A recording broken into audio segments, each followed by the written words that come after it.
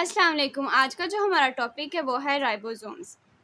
अब राइबोसोम्स हमारे सेल में ही पाए जाते हैं, लेकिन राइबोसोम्स हमारी ऑर्गेनेली हैं या सिर्फ ये एक स्ट्रक्चर है, इसके बीच बहुत कंट्रोवर्सी है। कुछ लोग कहते हैं कि ये सिर्फ एक स्ट्रक्चर है क्योंकि ये किसी मेम्ब्रेन में बाउंड नहीं होते, ये नॉन मेम्ब्रेनस होती हैं, लेकिन कुछ कहते हैं कि ये ऑर्गेनेली ही होती है। The ribosomes are submicroscopic particles that appear as round or spherical body in the cytoplasmic region of the cell. अब हमारे सेल में ढेर सारी ऑर्गेनेलिस होती हैं और हमारी सेल में ऑर्गेनेलिस का फंक्शन ऐसा ही होता है जैसे कि हमारी बॉडी में किसी ऑर्गन का फंक्शन होता है। अब राइबोसोम्स भी होते हैं ना, ये हमारी ऐसी पार्टिकल्स होते हैं जो कि माइक्रोस्कोपिक होते हैं, मतलब कि इनका साइज़ बहुत स्मॉल होता है, जो कि हमारे साइटोप्लाज्म में पाए जाते हैं। साइटोप्लाज्म हमारा लिक्विड मटेरियल होता है हमारे सेल का, जहाँ पे तमाम ऑर्गेनेली या सेल का कोई भी स्ट्रक्चर होता है वो सस्पेंड होता है या वहाँ पे पाया जाता है। हम देख लेते हैं कि राइबोसोम्स को किसने डिस्कवर किया था। ये जॉर्ज एमिल पैरेट नामी एक साइंटिस्ट था जिसने 1950s में राइबोसोम को as a dense particle observe किया था।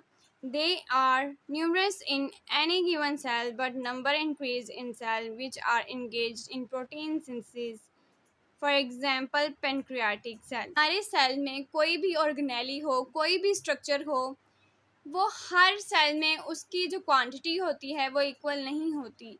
हमारे सेल में जो क्वांटिटीज़ होती हैं ना, वो उसके फंक्शन पे डिपेंड करती हैं। फॉर एग्जांपल अगर हम ले लें यहाँ पे राइबोसोम्स की, इसका जो फंक्शन होता है, मेन जो फंक्शन होता है वो प्रोटीन सिंथेसिस होता है। इसीलिए हम अपने राइबोसोम्स को प्रोटीन फैक्ट्री भी कहते हैं। हमारे पेनक्रियाज जो है ये हमारी बॉडी में जो इंसुलिन होता है उसकी प्रोडक्शन में हेल्प करता है। अब इंसुलिन क्या है? ये भी एक प्रोटीन है। इसीलिए जो हमारे राइबोसोम्स होते हैं उनकी जो क्वांटिटी होती है वो हमारे पेनक्रियाटिक सेल में ज़्यादा होती है, क्योंकि वहाँ पे ज़्यादा प्रोटीन की सिंथेसिस होती है और उसकी सिक्रीशन होती है। In cells they are usually attached on endoplasmic reticulum. Endoplasmic reticulum भी हमारे सेल की एक ऑर्गेनेली है जिसके डिफरेंट फंक्शंस होते हैं। जो हमारे राइबोसोम्स होते हैं ना, ये यूजुअली हमारे एंडोप्लाज्मिक रेटिकुलम के सरफेस पे पाए जाते हैं, but some found freely in cytoplasm. लेकिन कुछ होते हैं जो कि हमारे साइटोप्लाज्म में फ्रीली मूव कर रहे होते हैं या फ्लोट कर रहे होते हैं। अब यहाँ पे देख सकते हैं, ये इसकी टाइप्स भी ले सकते हैं कि एक फ्रीली फ्लोटिंग होती हैं और एक मेम्ब्रेनस अटैच्ड राइबोसोम्स होते हैं। The location of ribosomes in a cell determines what kind of proteins it makes. जो हमारे राइबोसोम्स हमारे एंडोप्लाज्मिक रेटिकुलम के ऊपर बाउंड होते हैं, वो ऐसी प्रोटीन सिंथेसाइज करते हैं जो कि विद इन सेल और आउटसाइड सेल भी यूज़ की जाती है। जो हमारे राइबोसोम की दूसरी टाइप है जो कि फ्रीली फ्लोटिंग इन साइटोप्लाज्म है। अब इनका फंक्शन क्या है? ये ऐसी प्रोटीन को सिंथेसाइज करेगी जो कि सिर्फ हमारे सेल के अंदर यूज़ होगी।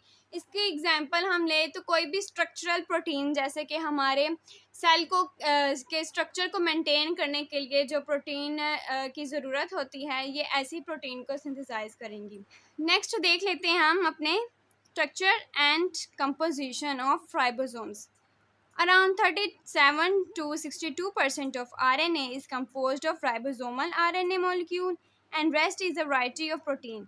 जो हमारे राइबोसोम्स होते हैं ये ऐसे स्ट्रक्चर, ऐसे ग्रेन्यूल्स होती हैं, ऐसे स्फेरिकल पार्टिकल्स होते हैं जो कि टू टाइप्स ऑफ थिंग्स से बने होते हैं। एक इनमें होता है आरएनए जिसको हम राइबोसोमल आरएनए कहेंगे, और दूसरा जो होता है इनमें होती है प्रोटीन।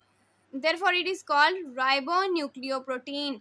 मतलब कि राइबो मीन राइबोन्यूक्लिक एसिड हमारा आरएनए, और प्रोटीन मतलब सिंपली हमारी कोई भी प्रोटीन हो गई जिससे हमारे राइबोसोम्स बने होते हैं। तो इस तरह हमारा जो राइबोन्यूक्लियोप्रोटीन है वो हमारे राइबोसोम्स को कहा जाता है बेस्ड अपॉन इट्स की कंपोजिशन के।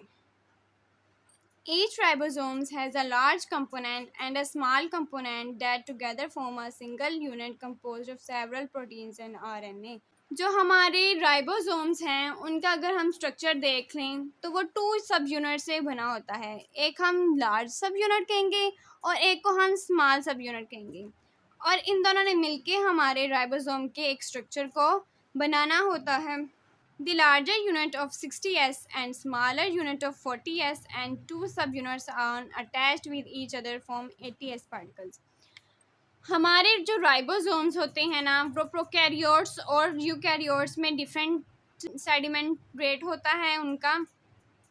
जो हमारे प्रोकैरियोटिक राइबोसोम्स होते हैं वो होते हैं 70s के, लेकिन जो हमारे यूकैरियोटिक हैं वो हैं 80s के होते हैं। अब जो हमारा 80s में ये एस है ना, ये स्वेटबर्ग कोफिशिएंट है जो कि हमारे राइबोसोम्स के सेडिमेंटेशन रेट को शो करता है। अब अगर हम यहाँ एक चीज़ को नोटिस करें कि यहाँ पे कहा गया है कि हमारा जो यूकैरियोटिक सेल में लार्जर यूनिट होता है वो 60s का होता है और स्मॉलर यूनिट होता है वो 40s का होता है, लेकिन जब ये मिलते हैं तो ये 80s का पार्टिकल बनाते हैं, जबकि अगर हम 60 और 40 को ऐड करेंगे तो 100 बनता है।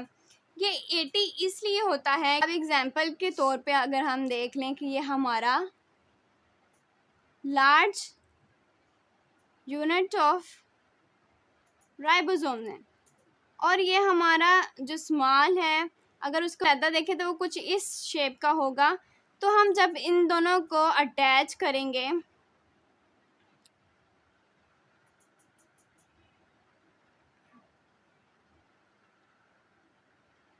कुछ इस तरह, तो ये जो एरिया हमारा पहले था, ये वाला एरिया जो इसके साथ अंदर अटैच होके ना उसके अंदर हाइड हो जाएगा, जिस तरह कि ये 100 बन रहा था। तो आप एग्जांपल के तौर पे ये कह लें कि ये 20% एरिया था जो कि हमारा अटैचमेंट में आ गया। तो इसको हम हमारे टोटल में इसके काउंट नहीं करेंगे तो हमारा 80 ही बन जाएगा।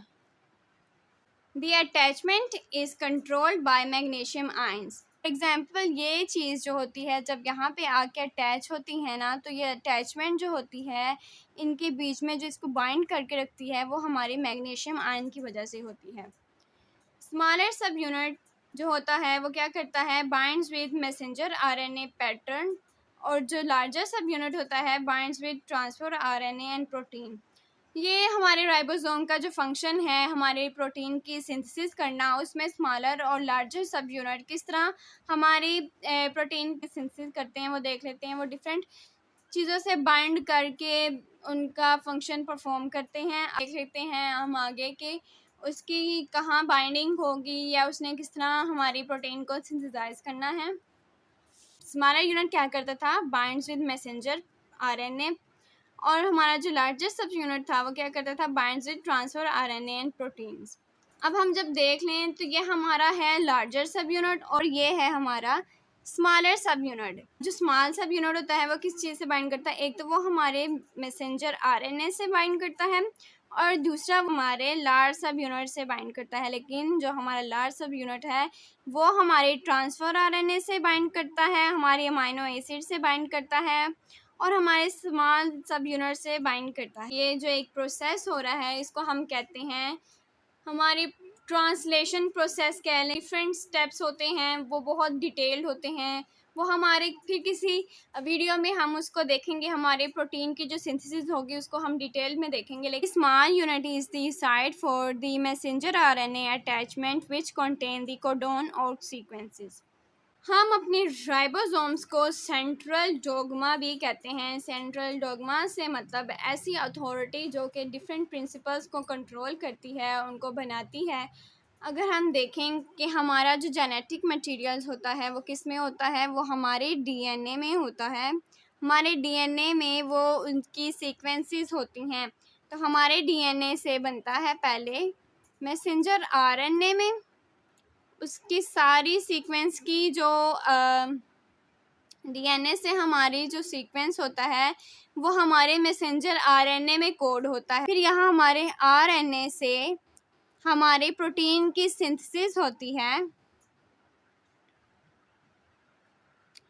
जो कि क्या है प्रोसेस, इसको हम कहते हैं ट्रांसलेशन। ट्रांसलेशन होता है वो कौन करवाता है, वो हमारे राइबोसोम्स करवाते हैं। इसलिए हम राइबोसोम्स को सेंट्रल डोग्मा भी कहते हैं, एक अथॉरिटी कहते हैं जो कि हमारे जीन्स में हमारे जितने भी सीक्वेंस होती हैं उनको एक्चुअल प्रोटीन में कन्वर्ट करता है और ये प्रोटीन हमारी बॉडी में फिर डिफरेंट काइंड्स ऑफ फंक्शंस को परफॉर्म करता है। जो हमारा मैसेंजर आरएनए होते हैं जिसमें हमारे सीक्वेंस होती हैं प्रोटीन के, कि हमारे प्रोटीन ने हमारे अमाइनो एसिड ने किस सीक्वेंस में बाइंड करना होता है, वो हमारे स्मॉल सब यूनिट पे आके अटैच हो जाता है। तो जब वो हमारे स्मॉल सब यूनिट में अटैच होता है तो हमारे जो लार्जर सब यूनिट होते हैं उसमें 3 साइड्स होती हैं। Our subunit have 3 distinct sites for the protein synthesis called A sites, amino acyl transfer RNA site. जो हमारा ए साइट होती है ना, इसको हम अमाइनो एसाइल ट्रांसफर आरएनए इसलिए कहते हैं कि हमारा जो ट्रांसफर आरएनए होता है, फॉर एग्जांपल ये ट्रांसफ़र आरएनए होता है, तो इसने हमारी प्रोटीन के बिल्डिंग ब्लॉक्स को लेके आना है, मतलब कि जो हमारे अमाइनो एसिड हैं उनको लेके आना है। तो हमारी ए साइड पे आके उस ट्रांसफ़र आरएनए ने बाइंड करना है। एंटी कोडोन और कोडोन के जो सीक्वेंस हैं वो चलते रहते हैं और हमारी प्रोटीन जो होती है वो बनती है। अब दूसरी जो साइट है वो पी साइट है, जिसको हम पेप्टिडाइल ट्रांसफ़र आरएनए साइट भी कहते हैं, कि यहाँ पे आके जब हमारा इस वाली प्रोटीन की जो सीक्वेंस है या ट्रांसलेशन हो जाती है, उसके बाद ये वाला ट्रांसफ़र आरएनए हमारी प्रोटीन को लेके हमारी टी वाली साइड पे मूव ऑन कर जाता है, ताकि जो हमारी ए साइड है वो हमारी नेक्स्ट प्रोटीन के लिए खाली हो जाए। इस तरह ये सीक्वेंस चलता रहेगा। अगर हम देख लें कि जब इसकी ट्रांसलेशन ख़त्म हो गई है, यहाँ पे ये पहले था, तो ये वाला जो हमारा ट्रांसफ़र आरएनए था वो इस एग्ज़िट साइट पे आ जाएगा, जहाँ से जो कि एक साइट है हमारे ट्रांसफ़र आरएनए की एग्जिस्टिंग साइट कहते हैं हम इसको। यहाँ पे आएगा जो एम्प्टी आरएनए होगा, यहाँ से वो आउटसाइड मूव कर देगा।